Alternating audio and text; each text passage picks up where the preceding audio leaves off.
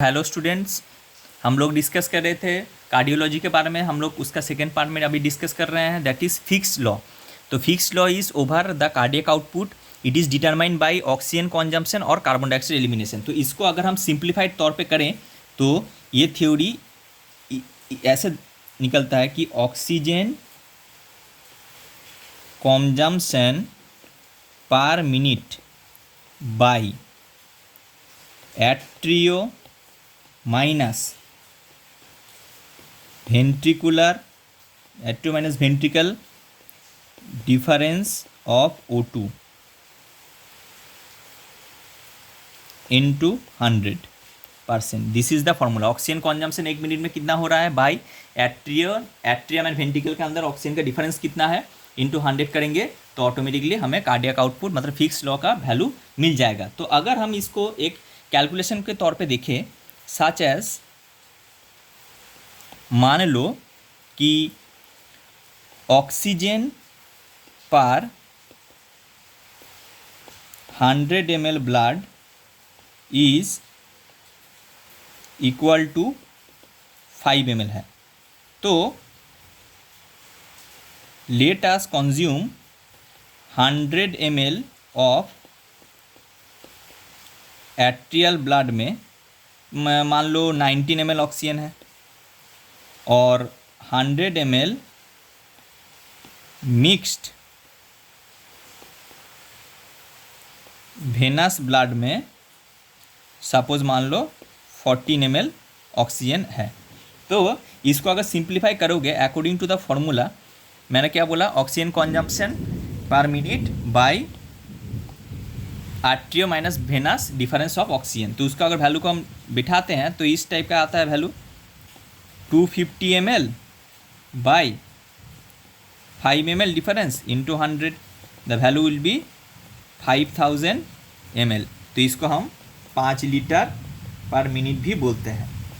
ठीक है, तो हम लोगों का बॉडी में ब्लड कितना रहता है, टोटल 5 लीटर रहता है। तो ये वैल्यू यहाँ पर बिठा दो तो ऑटोमेटिकली तुम्हें 5 लीटर वैल्यू मिल जाएगा। तो हम लोगों का नॉर्मल जो ब्लड काउंट है तुम्हें यहाँ से थोड़ा बहुत एजम्पशन करके निकाल सकते हो। So students, our next topic of discussion is pulse pressure और पीपी।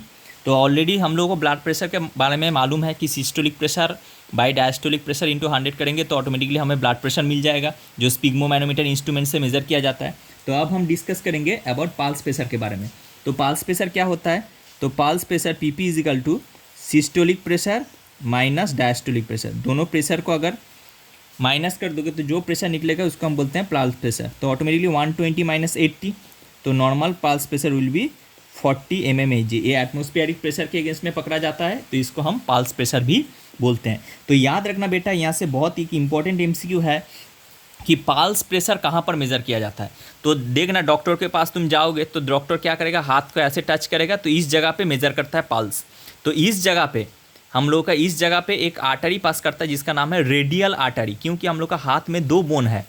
नीचे की तरफ जो बोन है आल्ना, आल्ना मीन्स अंडर, और इस डायरेक्शन में जो हड्डी है उसका नाम है रेडियस। तो हाथ को ऐसे रखोगे तो रेडियस बॉडी के डायरेक्शन में हो जाएगा और आल्ना आउटसाइड डायरेक्शन में हो जाएगा। लेकिन हम लोग का बॉडी का नॉर्मल एनाटोमिकल पोजीशन है दिस, हाथ को ऐसे रखना पड़ता है।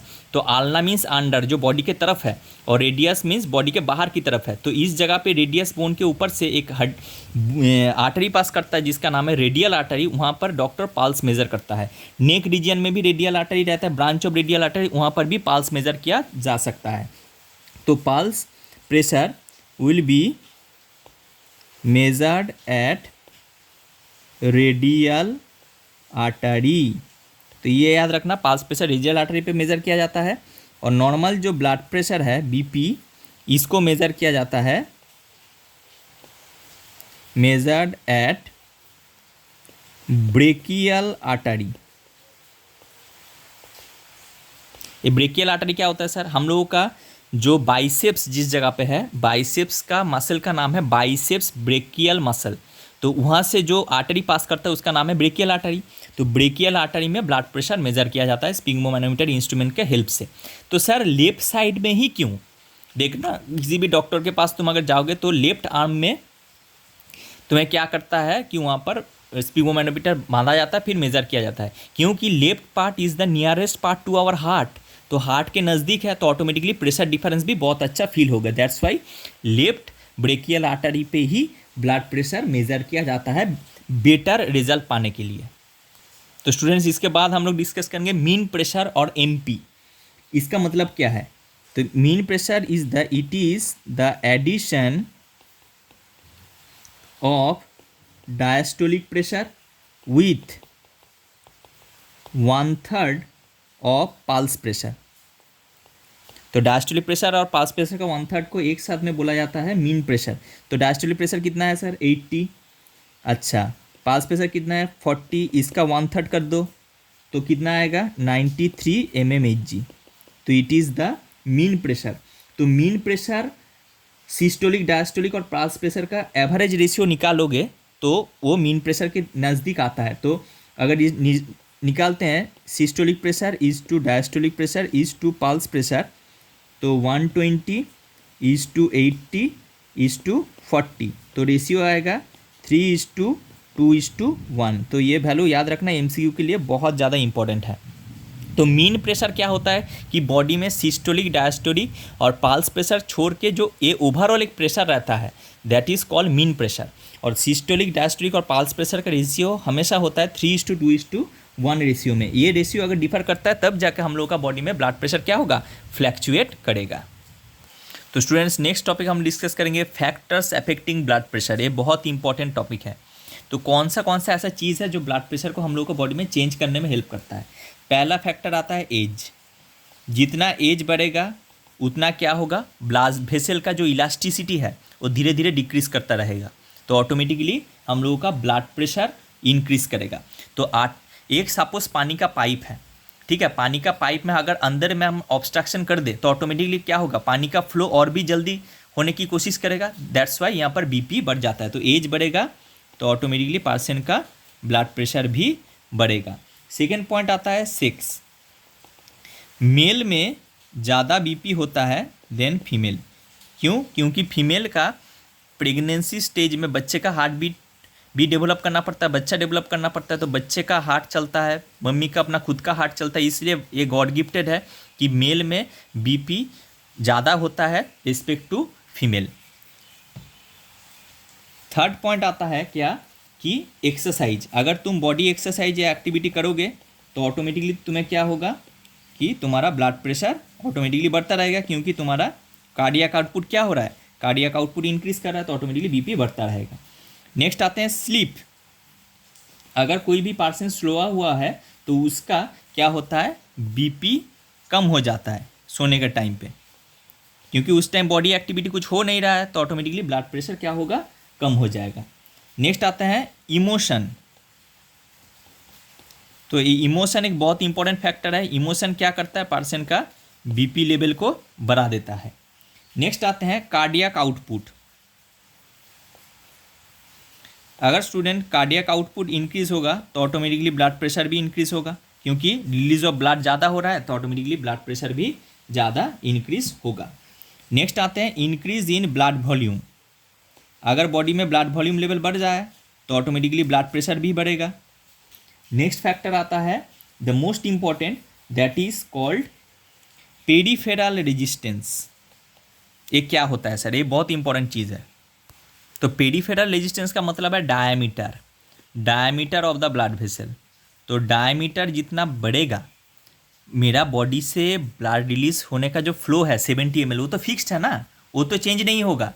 तो जितना भी मैं डायमीटर बढ़ा लूँ, आर्ट्रियम, आर्टरी, वेन या कैपिलरीज का जितना भी मैं डायमीटर इंक्रीज करा लूँ, लेकिन मेरा फ्लो तो फिक्स्ड है। तो पेरिफेरल रेजिस्टेंस या डायमीटर जितना भी बढ़ा लूँगा, मेरा क्या होगा? बीपी लेवल या ब्लड प्रेशर लेवल क्या होगा? एक ही जगह पे फिक्स्ड है, मतलब पेरिफेरल रेजिस्टेंस बढ़ेगा तो बीपी लेवल ऑटोमेटिकली घटेगा, क्योंकि मेरा बीपी क्या है? एक जगह पे रिलीज ऑफ ब्लड तो फिक्स्ड है, इसलिए पेरिफेरल रेजिस्टेंस बढ़ेगा तो ब्लड प्रेशर का कोई चेंज नहीं आएगा, वो एक जगह फिक्स्ड हो जाएगा, तो ऑटोमेटिकली बीपी क्या होता रहेगा? डिक्रीज होता रहेगा। नेक्स्ट आते हैं बहुत important, that is elasticity of atrial wall. Artery के अंदर जो कोलेस्टेरॉल, फैट, अनडाइजेस्टेड फैट जमा होता है, वो क्या करता है? आर्टरियल वॉल को नैरो कर देता है। अगर आर्टरियल वॉल नैरो हो जाएगा तो एक सिंपल सा एग्जांपल बोल रहा हूँ, पानी का पाइप है। अगर हम पानी का पाइप का हेड को ऐसे प्रेस करेंगे तो ऑटोमेटिकली पानी का फ्लो और भी दूर तक फैलेगा, मतलब प्रेशर हम इंक्रीज करा रहे हैं। तो इलास्टिसिटी ऑफ आर्टरी वॉल अगर इंक्रीज करता है तो ऑटोमेटिकली वो इंक्रीज करने के पीछे मेन कारण क्या है, एक्सेस कोलेस्ट्रॉल या चर्बी जमना आर्टेरियल वॉल के अंदर। तो ऑटोमेटिकली क्या होगा, ये ब्लड फ्लो को इंक्रीज करा देगा, तो पर्सन का ब्लड प्रेशर भी ऑटोमेटिकली क्या होगा, इंक्रीज होता रहेगा। नेक्स्ट आते हैं last one, that is called hormone. तो हार्मोन में एक ही हार्मोन आता है, तुम लोग को मालूम है, एड्रीनालिन हार्मोन। वो क्या करता है, ब्लड प्रेशर को रेगुलेट करता है। मतलब अगर पर्सन हाईली एक्साइटेड स्टेज में चला गया है तो ये एड्रेनालिन हार्मोन रिलीज करेगा, पर्सन का बीपी नॉर्मलाइज करने में हेल्प करता है। तो these are the some basic things और basic funda that controls our blood pressure. I think सबको समझा पाया पूरा चीज़। अगर कोई डाउट होता है तो मुझे ज़रूर बोलना। काइंडली मेरा चैनल को लाइक शेयर एंड सब्सक्राइब कर देना। Bye, take care.